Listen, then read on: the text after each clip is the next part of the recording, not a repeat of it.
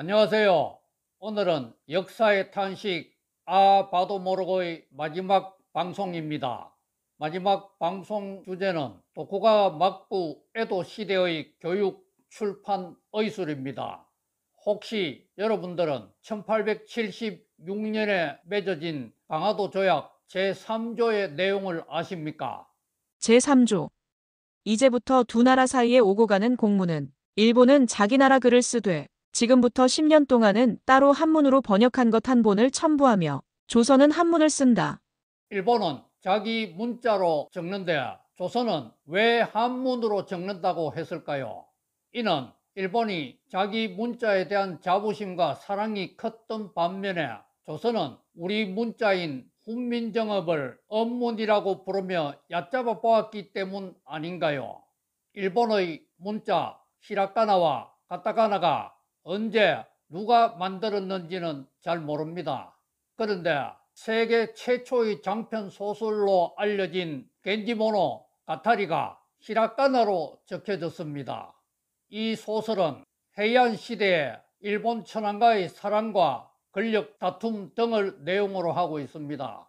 이 소설의 원문은 없지만은 판본이 나고야와 교토 등에 보관되어 있는데 이 소설이 1008년경에 적혔다고 일본의 역사는 전하고 있습니다. 그러니 일본의 문자는 그보다 훨씬 빨리 누군가가 만들었던 것으로 확신됩니다.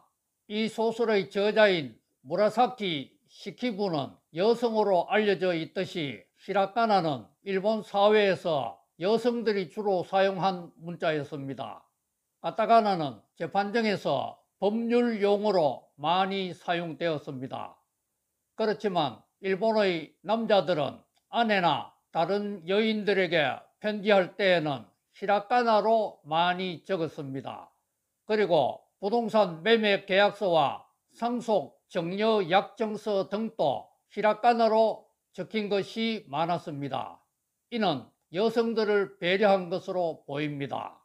그런데 이 강화도 조약이 체결되기 1년 전인 1875년까지 일본에는 무려 2만 개의 초등학교가 설립되었고 또 의무 교육이 실시되었다고 합니다. 그리고 영어 학교도 156개나 설립되었다고 합니다. 메이지 유신 정부는 1868년에 탄생했기에 이때까지는 불과 7년밖에 안 되는데 이 사이에 2만 개의 초등학교가 설립될 수 있었던 것은 그 이전에 도쿠가와 막부 시절부터 데라코야라고 불리는 초등교육기관이 무려 15,000개나 설립되었기 때문이었습니다. 이 데라코야는 일본의 대도시뿐만 아니라 농촌과 어촌에도 설립되었습니다. 이 데라코야에서는 일본의 문자와 역사 그리고 주산, 부기, 기술 등을 가르쳤습니다. 데라코야에서 실용적인 과목이 가르쳐졌던 이유는 일본도 조선처럼 산업공상의 신분 질서가 뚜렷한 사회였지만 공업과 상업이 매우 발달하였기 때문이었습니다. 그래서 대도시에는 소상공인들이 아주 많았습니다. 그러므로 이들의 필요에 의해서 데라코야에서는 주산, 부기, 기술 등도 함께 가르쳐졌습니다. 조선의 경우에는 교육기관에서 훈민정음을 전혀 가르치지 않았습니다. 조선의 일반 양빈들도 과거에 응시할 자격과 교육을 받을 자격이 있었지만 먹고 살기가 바빠서 그렇게 하지를 못했습니다. 과거는 오로지 조선 사회에서 5%도 안 되는 양반 남자들만의 전유물에 불과했습니다. 그런데 일본의 도쿠가와 막부도 충과 효를 가장 중요한 덕목으로 강조하는 성리학을 받아들여 일본의 통치 이념으로 삼았습니다. 그렇지만 일본의 성리학은 조선의 성리학과는 달랐습니다. 일본은 일본적인 성리학으로 만들어 받아들였습니다. 그 일면을 알 수 있는 것이 일본 성리학의 대가인 야마자키 안사이와 제자들의 대화를 보면 알 수 있습니다. 1682년에 64세로 사망한 야마자키 안사이가 제자들에게 물었습니다. 만일 공자와 맹자가 크게 군대를 일으켜서 우리나라를 향해 쳐들어오면 너는 어떻게 하겠느뇨? 한 제자가 머뭇거리다가 대답했습니다. 공자와 맹자는 성현이므로 군대를 일으킨 이유가 있을 것입니다. 우리는 성현의 말씀을 좇아야 하므로 설령 그들이 군대를 일으켜 쳐들어온다 해도 함부로 대적해서는 아니 됩니다. 그러자 안사이가 말했습니다. 아니다. 만약 이 나라가 그러한 곤경에 처하게 된다면 스스로 갑옷을 입고 창을 들어 공맹을 사로잡아 나라의 은혜에 보답하는 것이 공맹의 도리이다. 이 대화 내용은 조선에서는 상상할 수도 없는 질문과 대답 아닌가요? 그렇지만 일본은 이렇게 일본에 맞는 성리학으로 받아들였기 때문에 일본에서는 성리학뿐만 아니라 일본의 정체성을 연구하는 국학도 활발히 전개되었습니다.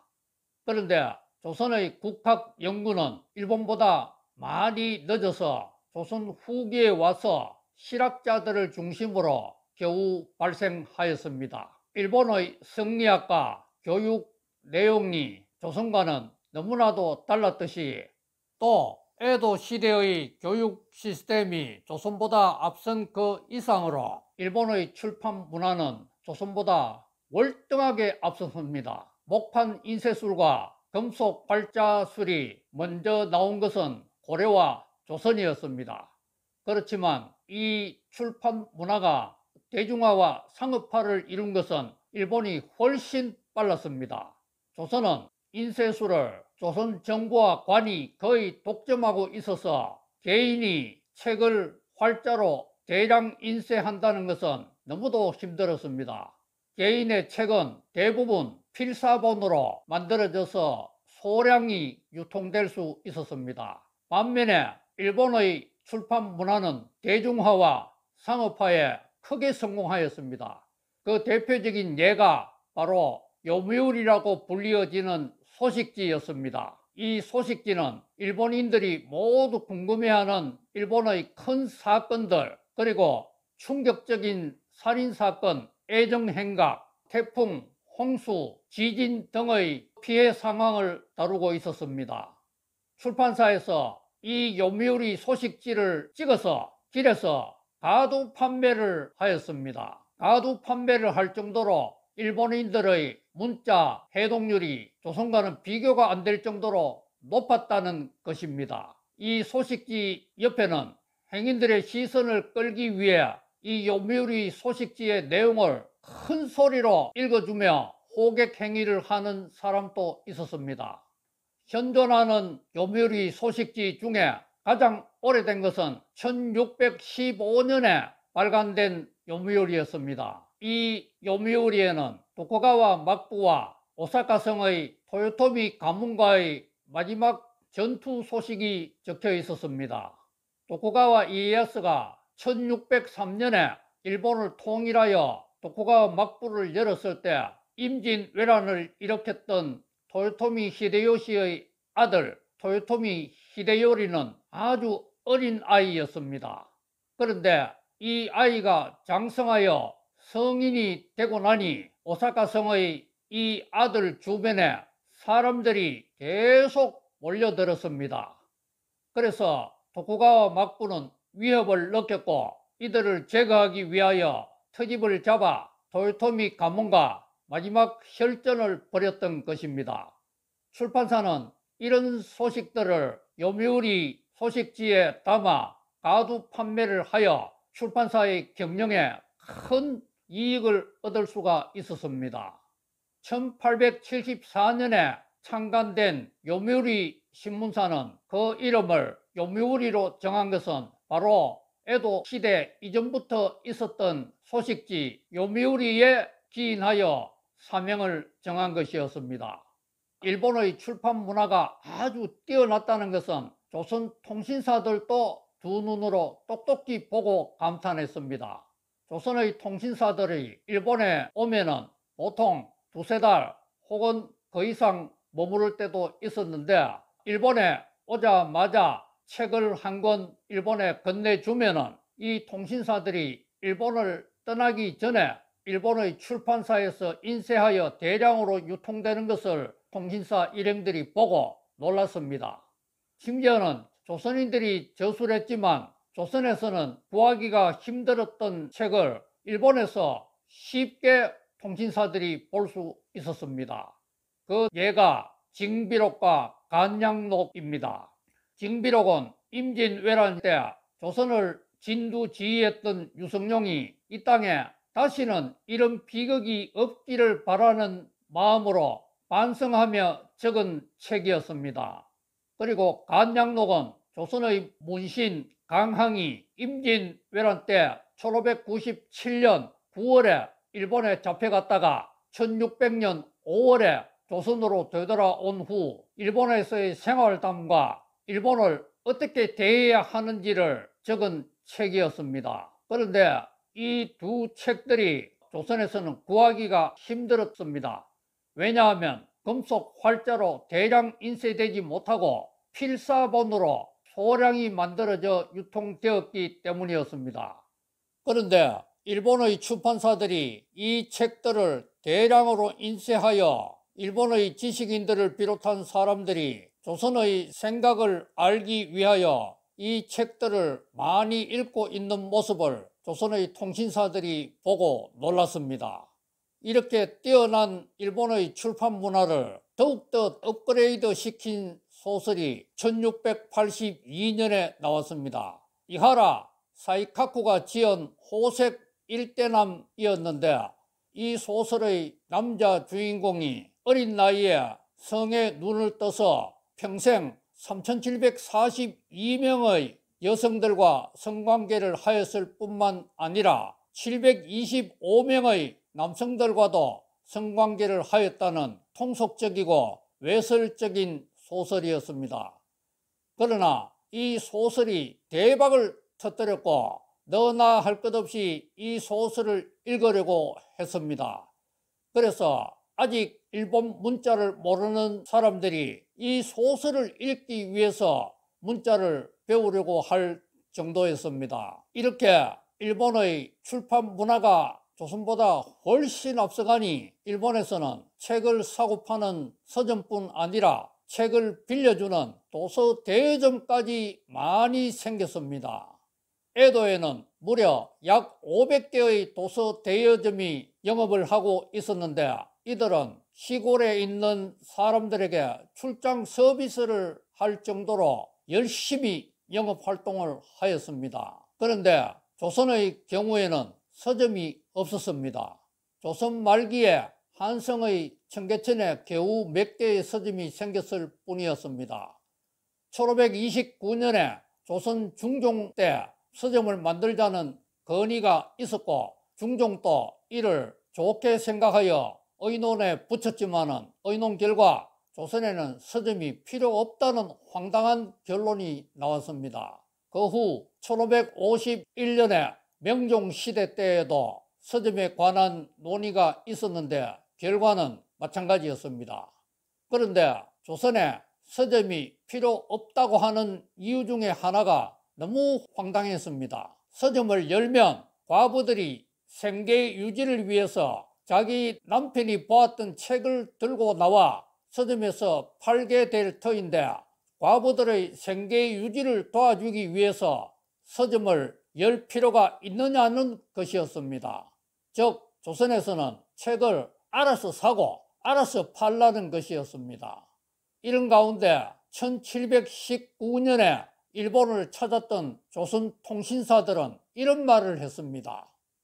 심지어 오랑캐인 외놈들이 이렇게 번영하여 오사카와 교토 그리고 도쿄의 사람들이 비단 옷을 모두 입고 서점에는 책이 가득 차 있으며 일본이 조선보다 월등하게 앞서감에도 불구하고 조선은 일본을 여전히 얕잡아보고 오랑캐라고 불렀으니 한심하지 않습니까?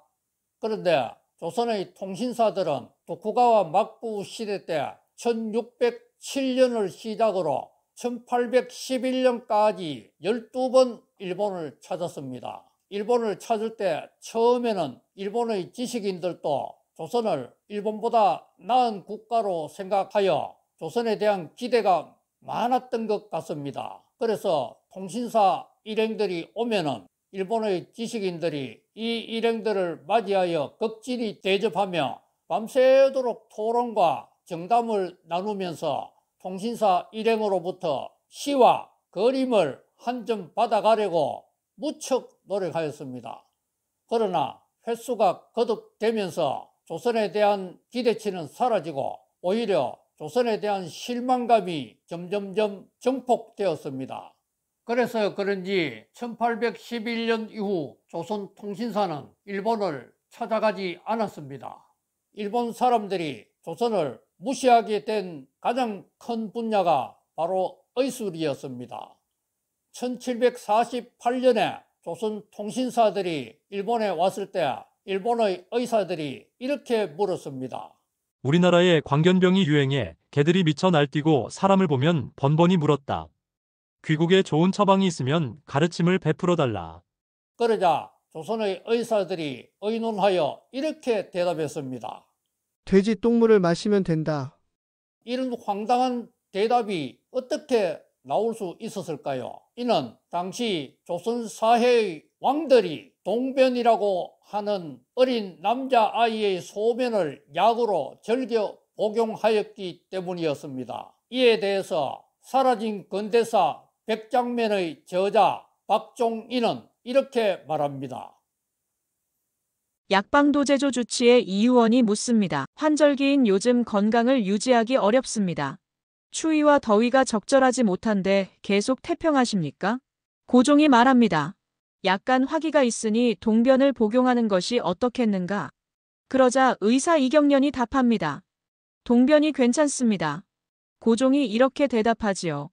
그렇다면 오늘 저녁부터 동변을 먹는 것이 좋겠다. 닷새 뒤 고종이 말합니다. 동변을 닷새 복용하였는데 효과가 있다. 이제는 이틀에 한 번씩 먹었으면 한다. 또 한의사 이상곤이 동아일보에 연재한 기사 중에 2018년 1월 29일자 기사는 이렇습니다. 정조 즉위 원년 어의 강명길은 열과 기가 오르는 임금의 상기증을 치료하기 위해 아이들의 소변인 동변을 치료 약물로 권했다. 열을 내리고 기를 줄이는 데에는 동변만 한 것이 없으니 취침하실 때에 드시는 것이 매우 온당하겠습니다. 정조는 심지어 감기에도 동변을 사용했다. 그동안 감기 치료를 위해 많은 처방을 써왔지만 어제부터는 의원을 물리치고 스스로 터득한 처방을 써서 동변을 한 그릇 복용하고 식후에 귤병차를 반 종지 들자 정신과 기운이 좀 강건해졌다. 궁궐 내에서 약재로 썼던 동변은 사역원 봉상시 관상감에서 교육받는 12세 미만의 남자아이 동변군의 오줌만을 모아서 사용한다. 선공후사가 분명했던 정조는 자신에게 동변을 제공했던 동변군에게 시상까지 했다. 승정원 일기에 이런 시상 기록이 자주 발견되는 것으로 봐 동변의 효험을 짐작할 수 있다. 많은 한국 사람들이 존경하는 정조 대왕조차도 이렇게 동변을 즐겨 마셨다고 하는 기록이 승정원 일기에 나타난다니 너무 놀랍지 않습니까? 조선왕조실록은 한글로 번역이 되어 일반인들도 쉽게 볼 수 있지만 승정원 일기는 공개만 되었을 뿐 아직 번역 작업이 진행 중이라 일반인들이 그 내용을 쉽게 알 수는 없습니다. 어쨌든 동변이 무슨 의학적인 효과가 있는지는 모르겠지만 조선의 왕들조차도 이 동변을 즐겨 마셨다니 조선의 의사들이 돼지 똥물을 먹이면 된다는 대답을 했던 것 아니겠습니까? 이 사건이 있은 지 6년이 지나 1754년에 일본의 의사 야마와키 도요는 도쿠가와 막부에게 신체 해부를 하고 싶으니 사형수의 몸을 달라고 요청하였습니다. 그러자 도쿠가와 막부는 목이 잘린 사형수의 몸을 주었고 야마와키 도요는 이 몸을 해부하여 1759년에 장지라는 해부 도감을 출판하였습니다. 이후 5년이 지나 1764년에 조선 통신사들이 일본에 왔을 때 일본 의사들은 이 신체 해부도를 조선 의사들에게 보여주었습니다. 그러자 성리학에 충실했던 조선의 통신사들은 이렇게 말했습니다. 갈라서 아는 것은 어리석은 사람들이 하는 짓이고 가르지 않고도 아는 것은 성인만이 할 수 있으니 미혹되지 말라. 오히려 책망을 받은 일본의 의사들은 말문을 닫았습니다. 그리고 7년이 지난 후 일본 의사들 사회에서는 정말 큰 도전이 또 일어났습니다. 1771년에 나가사키의 데지마 인공섬의 네덜란드 상인들로부터 구입한 네덜란드 해부학 책을 보았던 마에노 요타쿠와 스키타 겐파쿠 이 두 의사는 네덜란드 해부학 책이 일본의 장지보다 훨씬 우수하다고 생각했습니다. 그래서 이 두 의사는 이 네덜란드 해부학 책을 일본어로 번역하기로 의기투합했습니다. 그런데 마에노 요타쿠는 네덜란드 알파벳은 알았지만 다른 실력은 없었습니다. 또 스키타 겐파쿠는 네덜란드 알파벳조차도 몰랐습니다. 당시에는 네덜란드 사전이 전혀 없었습니다. 그래서 이들은 네덜란드어 통역관의 도움을 받았는데 이 통역관은 통역은 했지만 네덜란드 알파벳 실력은 거의 없었습니다. 그럼에도 불구하고 이들은 맨땅에 헤딩하면서 4년이나 노력한 끝에 1774년에 드디어 번역책 해체신서를 출판하였습니다. 그런데 이 해체신서의 저자 이름에는 마에노 요타쿠의 이름이 없었습니다. 이는 마에노 요타쿠가 이 책이 불완전한 번역본으로 생각하여 자신의 이름을 뺐다는 설이 있습니다. 그럼에도 불구하고 이 해체신서에 나오는 많은 의학 용어들을 현재 우리 대한민국 사람들이 그대로 쓰는 것이 많습니다. 예를 들어 동맥, 정맥, 신경, 갑상선 등의 용어가 바로 이 두 의사가 맨땅에 헤딩하면서 번역하며 만들었던 의학 용어입니다. 이 일이 있은 후 30년이 지나 1804년에는 하나오카 세이슈가 정말로 엄청난 업적을 이루었습니다. 세계 최초로 전신 마취 수술에 성공했던 것입니다. 하나오카 세이슈는 마취술을 연구하게 되었는데 그는 자기 어머니와 아내에게 먼저 전신 마취 수술을 시행해 보았습니다. 안타깝게도 어머니는 돌아가셨고 아내는 실명했습니다. 그럼에도 하나오카 세이슈는 포기하지 않고 더 열심히 노력하여 1804년에 60대 유방암 환자의 전신 마취 수술에 성공하였습니다. 이 환자는 수술 후 깨어났고 4개월을 더 살다가 죽었습니다. 이 전신 마취 수술은 서양보다도 무려 40년이나 더 빨랐으니 얼마나 놀랍습니까? 우리 조선의 경우는 어땠을까요? 16세기에 임은국이 종기 부위를 열십자로 째고 소금물로 소독하는 수술을 감행하였습니다. 그러다가 허준이 동의보감을 만들었지요. 그 후에 17세기에 백광현이 효종의 아내인 인성왕후의 몸에 난 종기를 외과 수술하여 회복시켜 주었습니다. 백광현이 이 수술을 할 때 실패하면 자기 목숨이 달아날 수도 있었지만 백광현은 용기 있게 도전하여 성공했습니다. 그래서 백광현은 현종의 의가 되기도 했습니다. 그런데 이 조선의 의술은 여기에서 멈추었습니다. 성리학으로 오히려 퇴보한 조선의 의술은 1871년에 한 아기를 죽도록 만들었습니다. 명성왕후가 학문이 없는 아기를 낳았는데 이 아기가 살기 위해서는 서양 의사를 데리고 와서 항문을 뚫는 수술을 해야 한다고 말했지만 당시의 실권자였던 흥선대원군은 성리학 사상을 내세우며 몸에 칼을 대어서는 안 된다고 하여 갓 태어난 아기가 한약만 먹다가 5일 만에 결국 죽었습니다. 명성왕후의 마음속에 시아버지 흥선대원군에 대한 미움의 마음이 얼마나 컸겠습니까? 성리학의 조선 사회는 여성에 대한 차별이 무척 컸습니다. 그래서 대부분의 여성들은 이름이 없어서 조선에 온 선교사들은 이들을 어떻게 불러야 할지를 모른다고 했습니다. 1895년에 태어난 저의 친할머니는 이 시대에 태어났기 때문에 이름도 없었습니다. 단지 본관이 김이라는 것, 또 성이 김씨라는 것만 있었습니다. 그런데 저희 할아버지가 결혼을 하면서 제 할머니에게 이름을 지어주었습니다.